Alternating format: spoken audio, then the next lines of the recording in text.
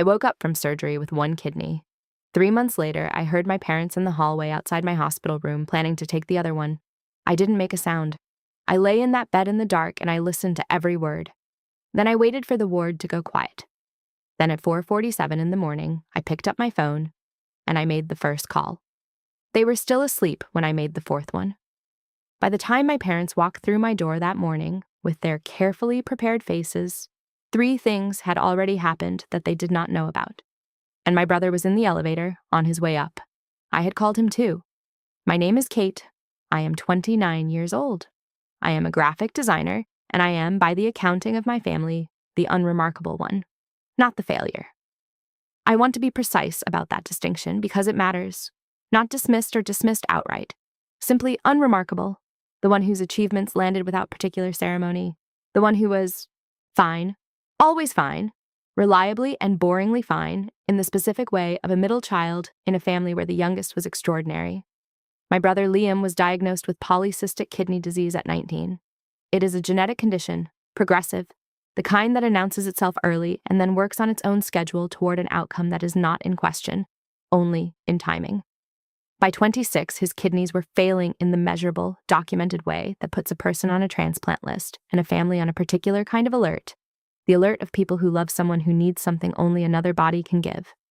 I loved my brother. I want to say that clearly and without qualification, because it is true, and because what happened does not change it.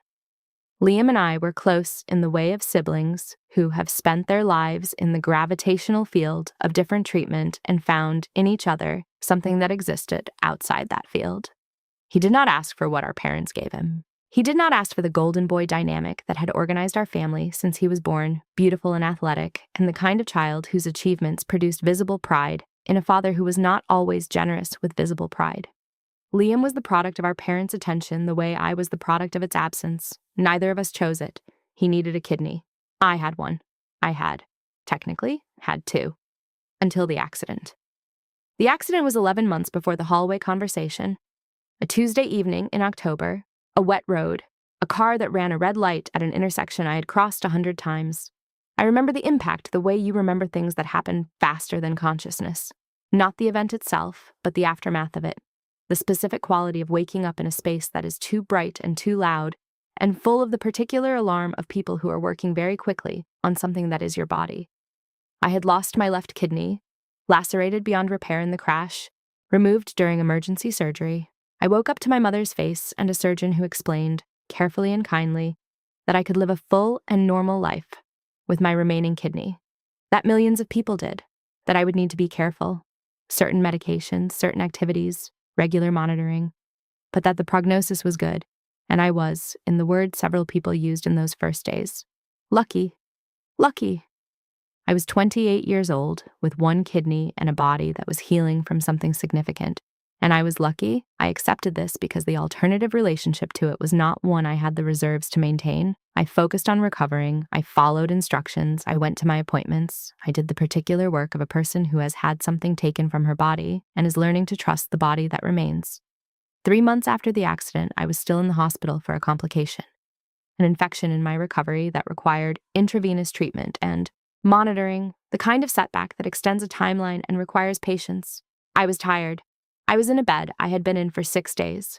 I was not, by the evening of the hallway conversation, someone who had reserves for anything unexpected. The unexpected came anyway. It was 11:40 p.m. I had been half asleep for about an hour, the particular, not quite sleep of a hospital room where something is always beeping and the light under the door is always present and your body is doing the slow, continuous work of healing that doesn't pause for night. My parents had visited that evening and left at 9. My mother had straightened my blanket before she left, which she always did, a gesture of care that was real, and that I had always accepted as real, without examining too carefully what existed underneath it. They had not left. I heard her voice first, low, in the hallway, close to my door, the particular register of someone who believes themselves unheard. Then Dr. Mercer's voice. He was the nephrology consultant who had been involved in my case since the accident, and who I had found, in 3 months of interaction, to be competent and careful, and to have a specific quality of not quite meeting my eyes that I had attributed to professional distance and was now revising. Then my father. The conversation lasted 11 minutes. I know because I looked at the clock when it started, and I looked at it when they moved down the hallway and the voices became indistinct. 11 minutes in the hallway outside my room at 11:40 p.m. when they believed I was asleep. What they said in those 11 minutes, I am going to tell you precisely because precision is the only honest way to tell it. Dr. Mercer said that my remaining kidney was healthy, that my recovery, setback aside, was progressing on a reasonable timeline, that there was no medical reason from a baseline health perspective why I could not be considered as a living donor candidate. My mother said, but she'd need to agree. Dr. Mercer said, consent is obviously required. What I can do is present the situation to her in clinical terms, frame the conversation around her brother's timeline and the compatibility. Sometimes when patients understand the full picture, they come to their own conclusions. My father said, she's always been the responsible one. She just needs to understand what's at stake. My mother said, she won't do it if she thinks she's giving up her only kidney. A pause. Dr. Mercer said, there's a conversation to be had about quality of life projections. Living with one kidney versus living with none. We could position it as the statistics around single kidney longevity are not as straightforward as they're sometimes presented to patients. There's room to have a nuanced conversation. My father said, nuanced.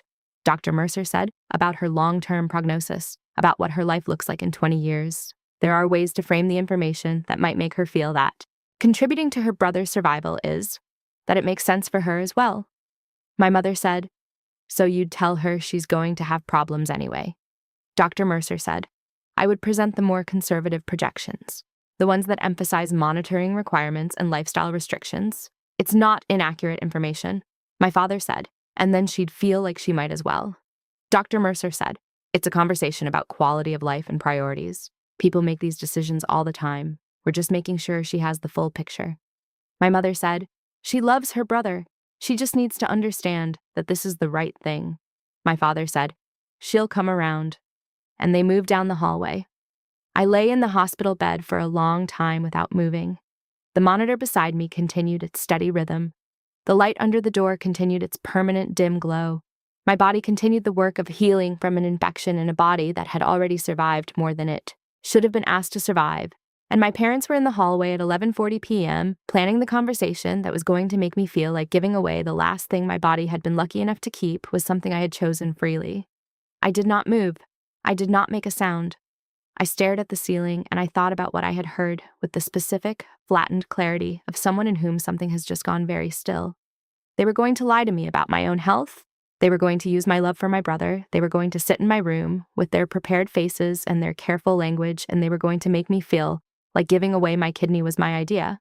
And they had a doctor who was willing to present conservative projections, to have a nuanced conversation, to frame the information in the way that produced the conclusion they needed me to reach. I stared at the ceiling. Then I picked up my phone. 4:47 a.m. The ward was quiet, the particular deep quiet of a hospital at almost 5, when the night shift has found its rhythm and the day shift has not yet arrived, and the building exists in its own specific stillness. I had been awake for 5 hours. I had spent those hours doing something that might look from the outside like nothing. Lying in a hospital bed, in the dark with a phone on my chest, eyes open, thinking. I am a graphic designer. My professional skill is understanding the relationship between information and presentation, what something looks like, and what it actually is, the gap between the two, and how to close or exploit that gap depending on what you are trying to communicate. I spend my professional life understanding how framing works. Dr. Mercer had just told my parents how he planned to frame my own medical situation to me. I understood framing. I also understood that I had approximately 6 hours before my parents arrived for morning visiting hours with their carefully prepared faces. 6 hours to make sure that when they walked through that door, the room they walked into was not the room they had been planning for. First call, the hospital's patient advocate line. I had seen the number on the information board outside my room and had noted it with the vague attention you give to information you don't expect to need. I needed it now. The advocate on call was a woman named Sandra who answered at 4:51 a.m. with the steady, practiced calm of someone who has taken difficult calls at difficult hours and knows that the caller needs clarity more than sympathy. I told her what I had heard, all 11 minutes of it. I told her the time, the voices, the specific language Dr. Mercer had used, conservative projections, nuanced conversation, quality of life framing. I told her that I was a single kidney patient being targeted for donation by a physician who had a relationship with the family of the intended recipient and who had agreed to manipulate my understanding of my own prognosis to facilitate my consent. Sandra was quiet for a moment. Then she said, "I'm going to need you to make a formal statement. Can you do that now?" I said, "Yes," she said. "I'm also going to recommend you contact legal representation before your parents arrive this morning." I said, "I know. That's my second call." She said, "Are you safe right now?" I said, "I'm in my hospital bed. I'm fine. I just need this documented before they come in." She said, "I'm coming to your room." Second call, my Aunt Vera. She is my mother's older sister, and she is also, of relevance to this specific situation, a retired healthcare attorney who had spent 30 years in medical malpractice and patient rights law before she retired to a city 2 hours away and a garden she described as her third career. She answered on the third ring with the alert confusion of someone who understands that a call at 5 in the morning is not a casual call. I said, "Vera, I need help. I need you to listen, and then I need you to tell me what to do." She listened. When I finished, she was quiet for 4 seconds. Then she said, "Do not sign anything. Do not speak to Dr. Mercer alone. Do not let your parents present this to you as a medical conversation. I'm calling a colleague who handles exactly this. He'll be there by 9. "Kate." I said, "Yes." She said, "You did the right thing calling me." I said, "I know." Third call. The medical board tip line. Sandra had given me the number. I left a detailed message with times, names, and the specific language Dr. Mercer had used. Nuanced conversation, conservative projections, frame the information. The message was 7 minutes long, and I made it in the quiet voice of someone who has been preparing it for 5 hours. Fourth call. Liam.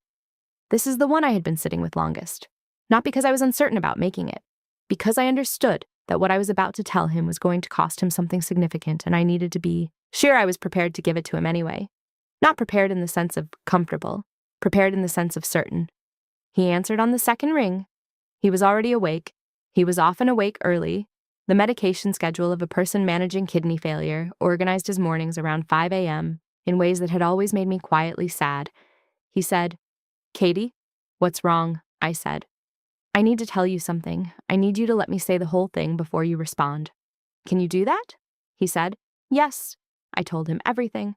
The hallway, the voices, the 11 minutes, Dr. Mercer's language about framing, Mom's voice saying she just needs to understand that this is the right thing, Dad's voice saying she'll come around. He did not speak for a long time after I finished. Then he said, "They were going to trick you." I said, "Yes." He said, "Into thinking your kidney was failing anyway." I said, "Into thinking I might as well give it to you." He said, "Kate." I said, "I know." He said, "I didn't. I said, "I know you didn't know. That's why I'm telling you, before they get here, before this becomes a conversation where someone is managing the information I receive. I wanted you to have the same information I have." He was quiet for a moment. Then he said, "I'm coming." I said, "Yes." "I was hoping you would." He said, "I'm leaving now." I said, "Okay." "Liam." He said, "Yeah." I said, "I love you. This has nothing to do with you and me." He said, "I know. I love you too. I'll be there by 8. I put the phone down. Sandra arrived at my room at 5:15. She was a woman in her 50s, with a lanyard and a clipboard, and the specific quality of authority that comes from knowing your purpose precisely. She sat beside my bed and took my formal statement and gave me a copy and told me what was going to happen next. What was going to happen next was that Dr. Mercer would be contacted by hospital administration before morning rounds, that my case would be flagged for independent oversight, that any further conversations about donation or my long-term prognosis would require the presence of an independent patient advocate, that my right to medical autonomy was documented and protected, and that no conversation about the future of my remaining kidney would happen in this hospital without my explicit, witnessed, independently supported consent. She also said, "Is there anything else you need right now?" I said, "I need breakfast. I haven't eaten since yesterday afternoon." She said she would arrange it. Then she left, and I lay in my hospital bed in the early morning light beginning to come through the window, and I waited. Liam arrived at 7:53. He came through the door still wearing the jacket he had put on over whatever he had been sleeping in, and he looked like someone who had driven 2 hours on no sleep fueled entirely by the specific energy of a person who has received information that has reorganized everything. He sat beside my bed, and he looked at me. He said, "Show me." I showed him the statement I had given Sandra. The timeline I had written on my phone during the 5 hours I had been awake, the notes I had made during the hallway conversation, quiet voice to text that had captured the key phrases. He read everything. Then he sat with it for a moment. He said, "Nuanced conversation," I said. "Yes," he said. "They were going to tell you your kidney was failing anyway." I said. "They were going to have a doctor tell me the conservative projections," he said. "So you'd feel like you might as well," I said. "Yes," he said.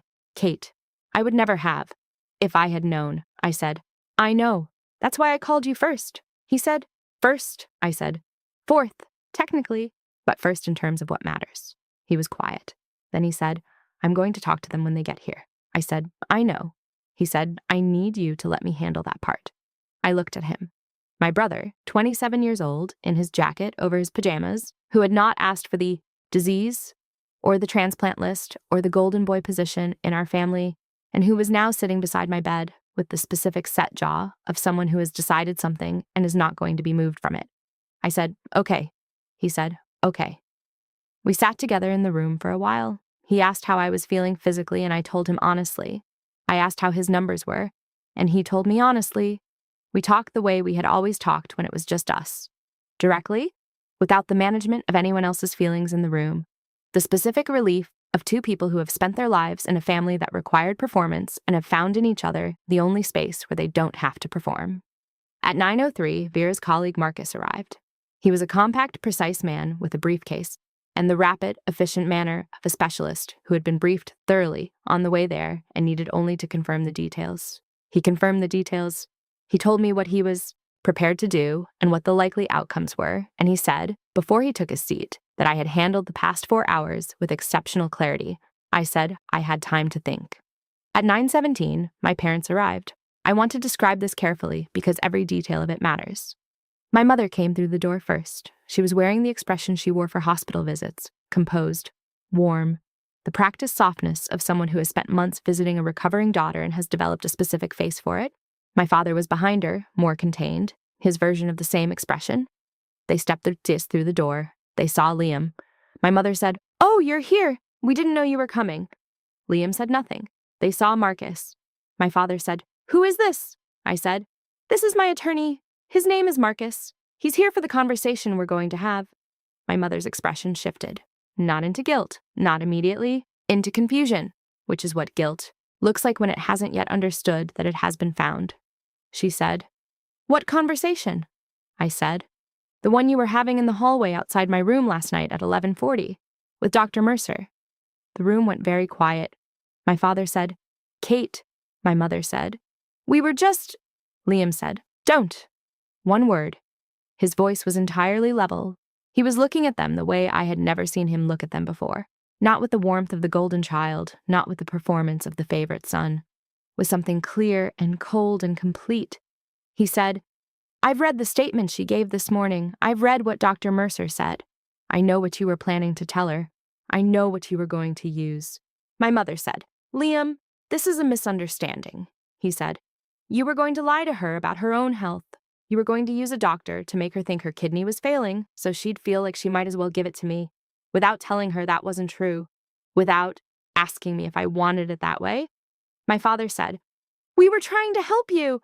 You need a kidney." Liam said, "Not like this." The room was still. He said, "Not from her, not by lying to her, not by using her love for me against her. If I needed a kidney that badly, I would have asked her myself, as her brother, with the full truth, and I would have accepted whatever she decided." He looked at them. He said, "You didn't ask me. You decided. And you decided that what she knew about her own body was something you could control to get the outcome you wanted. That's not love. That's not helping me. That's treating your daughter like she's a resource." My mother said, "That is not," he said. "Don't. Please, don't tell me what it is. I've read what Dr. Mercer said. There is no version of nuanced conversation about conservative projections that is not exactly what it sounds like." He stood up. He said, "I'm going to be outside while Kate talks to her attorney. When she's done, if she wants to talk to you, she will." He looked at me. I said, "Thank you." He walked past our parents without touching them and stood outside the door.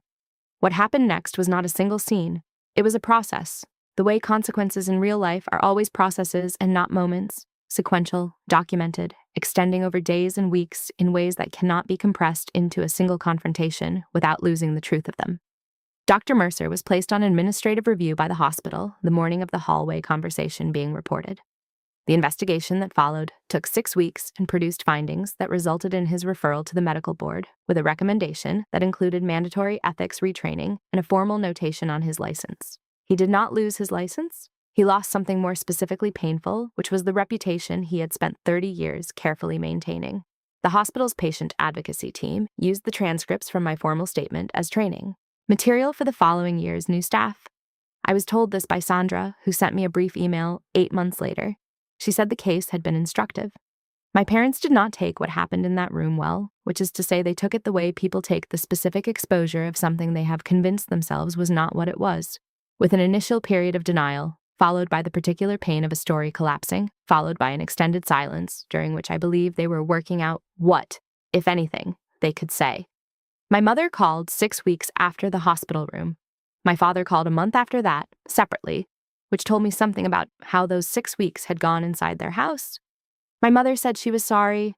The apology was real in the way that apologies are real when the person making them has no remaining alternative narrative. She said they had been so focused on Liam that they had stopped seeing me the way they should have. She said she did not think of it as lying. She said she believed she was doing the right thing. I said, "You were going to use a doctor to make me think my body was failing, so I'd feel like giving away my kidney was my own idea. I need you to hear that sentence and not explain it. Just hear it." She was quiet for a long time. Then she said, "I hear it."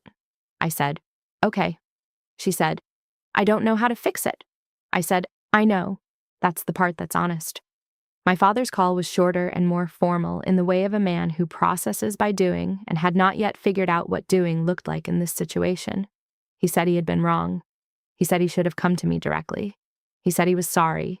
He did not elaborate, which was for my father, as close to genuine as he usually came. I said, "I know." He said, "Your brother hasn't spoken to us much." I said, "I know." He said, "Is that?" I said, "That's between you and him. I can't manage that for you." He said, "No, I suppose not. Liam and I have spoken. Every week since the hospital room. Not because of what happened. We spoke every week before, but the conversations are different now. The specific difference of two people who have been in a room together when something true was said and who both know it was said." He found a donor 6 months later through the transplant list. A stranger, a family who had lost someone and made a decision in the worst hours of their lives to give something of their person to someone they would never meet. He called me when it happened and we talked for 2 hours, and he cried and I cried, and we talked about the donor's family and the specific, enormous thing they had done. He said, "I keep thinking about what almost happened instead." I said, "I know." He said, "You would have done it. If they'd convinced you, you would have thought it was your idea and you would have done it." I said, "Probably." He said, "Kate." I said, "I know." He said, "I'm glad you were awake." I said, "Me too. I have thought about the 5 hours between 11:40 p.m. and 4:47 a.m. more than any 5 hours I have ever lived through. What I thought about during those hours was not revenge. I want to be clear about that because I think it matters to be clear about what actually happens inside a person in the hours after something like this. I did not lie in that hospital bed, planning what I was going to do to my parents. I lay in that hospital bed, understanding what had just happened and deciding, methodically and without drama, what I needed to do about it. What I needed to do was protect myself, not punish them, protect myself. The protection happened to have consequences for them because the protection required telling the truth, and the truth had consequences. Those are different things, and the difference matters. I had 1 kidney. They had been planning to take it. Everything that followed from 4:47 a.m. onward was the natural result of a woman who understood what had been planned for her body and who decided that her body deserved the same ferocity of protection that the people who made that body had apparently decided to reserve for someone else. I am still a single kidney person. I will be for the rest of my life. I am careful in the ways the doctors told me to be careful. I go to my monitoring appointments. I take the medication. I have adjusted certain things about the way I live my life in the small and specific ways that my remaining kidney requires. My parents and I have a relationship that is careful and real and built on different terms than the one that existed before that hallway. My mother calls on Sundays. My father calls occasionally on weekdays when he has something specific he wants to say, which is infrequent, and which I have accepted as his version of trying. Neither of them has raised the subject of donation since the hospital room, which is both expected and, I think, the most honest thing they could do. The kidney they wanted for my brother is not mine to give. It was never mine to give in the way they intended, not through the careful framing of a doctor who was willing to let my understanding of my own health become someone else's tool. What was always mine to give was the real thing, the free and informed and completely voluntary thing, the thing that could only be genuine if I understood the full truth and chose it anyway. I might have chosen it, given the full truth, with no framing, no conservative projections, no nuanced conversation. I might have looked at my brother and looked at my one remaining kidney and made a different decision than the one that exists in this outcome. I will never know. Because they didn't ask me the real question. They asked a doctor to build them a more convenient one. Before you go, I want to leave you with the thing I have been sitting with since that hospital room. They loved me. I believe that. My parents loved me, and they loved my brother, and in the particular calculus of their love, they had decided, without examining the decision, that his need outweighed my right to know what was true about my own body. They had decided that love for him could operate through me, that I was a means, and they had found a doctor willing to be a tool. I have thought about how many people in how many hospital rooms are in the position I was almost in, not because their families are monsters, because families under pressure do not always examine the things they are willing to do to the person they believe can handle it, the capable one, the fine one, the one who will understand, the one who just needs to be presented with the right framing. I was awake. I happened to be awake when the conversation happened. I happened to hear 11 minutes that they believed I would never hear. And because I was awake, I had 5 hours to think. And because I had 5 hours to think, I had 4 calls made before they arrived. So here's what I want to ask you.